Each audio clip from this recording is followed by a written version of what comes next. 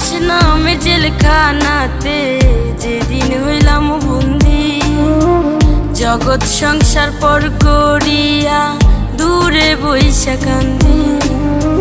প্রবাস নামে জেলখানাতে যেদিন হইলাম বন্দি, জগৎ সংসার পর করিয়া দূরে বইসা কান্দি। মা বাপ